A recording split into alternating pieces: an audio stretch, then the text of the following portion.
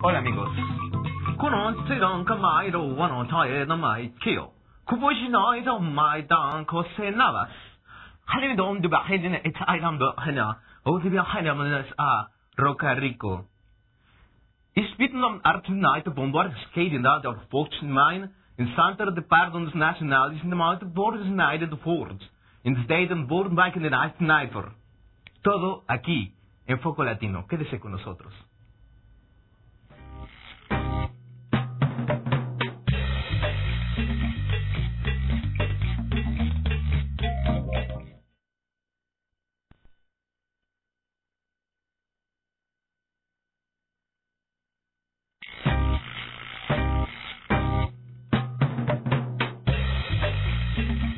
Pues ya le habíamos comentado que cometer un error, pues nadie queda exento de hacerlo. Así que muchas veces nos levantamos con el pie izquierdo, cometemos errores que nos cuestan un dossier judicial, un antecedente penal, el cual no es muy bonito en nuestra vida de inmigrantes. Entonces existe un organismo sin fines de lucro que nos ayuda a pedir perdón a la reina, a pedir perdón al sistema y volver a tener nuestro casier judicial limpiecito. Nos acompaña la señorita Lucie Pierre-Louis, que está con nosotros. Muchas gracias por estar con nosotros, del Centro del Perdón Nacional. Qu'est-ce que c'est le Centre du Pardon National? Le Centre du Pardon National, c'est un organisme à but non lucratif. On aide les personnes à faire les démarches de la demande de pardon. À qui on demande le pardon? Pourquoi on dit le pardon? À qui on doit s'excuser? Le pardon, c'est la Commission nationale de libération conditionnelle qui accorde, en fait, qui octroie le pardon aux personnes qui ont un casier judiciaire. Donc, le pardon, en fait, enlève le casier judiciaire du système judiciaire canadien. Donc, autrement dit, le dossier retombe à vierge. Ok. Donc, si jamais on a un casier judiciaire, comment est-ce que ça nous affecte, nous, comme des immigrants? Est-ce qu'on a des problèmes pour avoir la nationalité, pour avoir notre dossier d'immigration, pour aller aux États-Unis?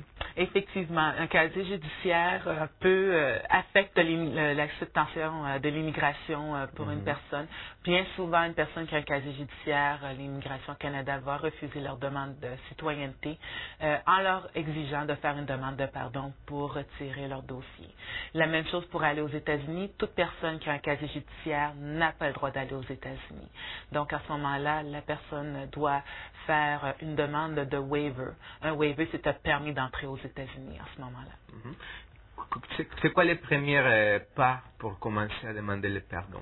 Le pardon, il faut que la personne, premièrement, soit éligible, c'est-à-dire qu'elle doit attendre 3 ans ou 5 ans à partir de la date où la sentence a été terminée. Donc, il faut absolument que la sentence soit complétée. On m'avait dit qu'on devait aller à genoux à l'église de Notre-Dame, c'est pas vrai ça? Non, on ne demande pas le pardon comme ça. Non, absolument pas. C'est vraiment chercher, en fait, la façon que ça fonctionne, c'est chercher tout simplement tous les documents reliés aux accusations. Donc, les documents reliés à l'accusation, la condamnation, ainsi que les vérifications policières. La raison est la suivante pour la vérification policière, c'est que on veut juste s'assurer qu'il n'y a pas eu d'autres accusations entre-temps et qu'il n'y a pas eu de mandat d'arrestation non plus. Ok. Si jamais j'ai commis un délit, puis je suis condamné, je finis toute ma condamnation, alors je pourrais faire moi-même cette procédure par moi-même de pardon. Oui. Ou je peux aussi voir un avocat. Oui, effectivement.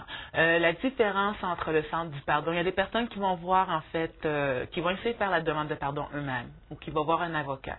La différence, c'est que, bon, un avocat, la personne va devoir payer les honoraires d'avocat, qu'on parle de 1 500 à 2 000 $ pour leur demande de pardon. Quand la personne peut faire la demande de pardon elle-même.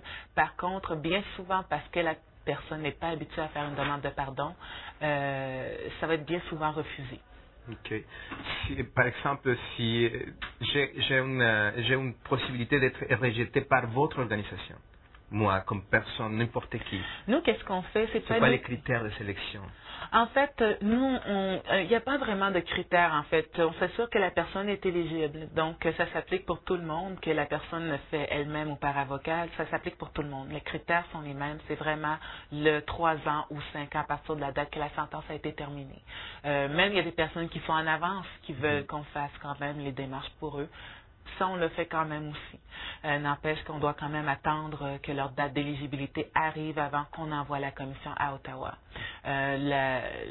l'avantage pour nous, on est très modique comme service, très modique. Et donc, c'est pour ça qu'on est là au public pour rendre ce service-là. Ok, no sé, vraiment interesante. Donc, amigos, si ustedes no han entendido un poco, ustedes pueden hacer una demanda de perdón por ustedes mismos, pero les va a costar mucho dinero porque hay que pagar un abogado. Después, si lo hacen por ustedes mismos, también corren el riesgo de no hacerlo bien y perder tiempo y dinero. En cambio, si lo hacen con este organismo, ustedes pueden tener más facilidades para pagar, porque es mucho más barato, es un organismo sin fines de lucro, y también están asesorados correctamente. Où est-ce qu'on peut vous appeler? Où est-ce qu'on peut aller? Il y a une adresse électronique? Oui, il y a une adresse électronique qui est le www.pardonnational.org. Donc, ils peuvent nous joindre à cette adresse-là ou au 514-842-2411. Donc, c'est le numéro qui peut nous contacter. On est ouvert du lundi au vendredi de 8h30 à 17h.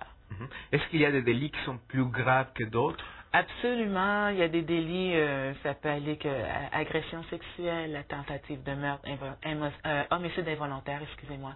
Donc, c'est vraiment, peu importe le délit, nous faisons la démarche de la demande de pardon. Les seuls cas où on ne peut pas faire une demande de pardon, c'est quand une personne a été condamnée à vie. Une personne condamnée à vie, c'est-à-dire que c'est absolument, elle est toujours condamnée jusqu'à la fin de sa vie, en fait. Entonces, toda la gente que tiene un delito, pues puede acudir a este lugar. Solo las personas que tienen un delito de una condena a vida, que, bueno, esperemos que no se encuentre usted en este caso, pero si lo está, pues usted es la única persona que no tiene derecho. Pero todos los demás, no importa que hayan tenido cualquier delito que hayan ocasionado, cualquier delito que hayan ustedes hecho, pues tienen derecho a este Centro del Perdón Nacional. Entonces, les gens qui vont vous voir, est-ce que c'est tout le monde ou c'est juste des immigrants? Non, c'est absolument tout le monde. On est vraiment, on n'a pas vraiment de catégorie fixe. En fait, c'est vraiment, ça varie vraiment en âge, que ce soit la nationalité. C'est vraiment la diversité est très vaste au point de vue de clientèle. Et la confidentialité? C'est très confidentiel. Donc, on contacte absolument personne. On fait juste en fait chercher nos documents. C'est une personne, c'est vraiment, personne n'est au courant de la démarche de la demande de pardon, qui contrairement il y a plusieurs années, avant il s'informait chez les employeurs, dans les voisinages, si la personne vraiment, elle était réhabilitée avant qu'on leur accorde le pardon, ça ne marche absolument plus comme ça. Maintenant, c'est vraiment chercher les documents, un point c'est tout. Personne n'est obligé de savoir quoi que ce soit. Bueno, entonces ya saben, amigos, es un servicio completamente confidencial, así que no se preocupen. Merci beaucoup, Lucie. Ça fait me plaisir. fait plaisir de vous avoir reçu ici. Y a los amigos en casa, no se vayan, porque después tenemos asuntos de moda que le va a caer bien a todas las chamaconas. Amigos, denle un regalito a sus chavas, ahora en el verano, no sean... Ahorita nos vemos.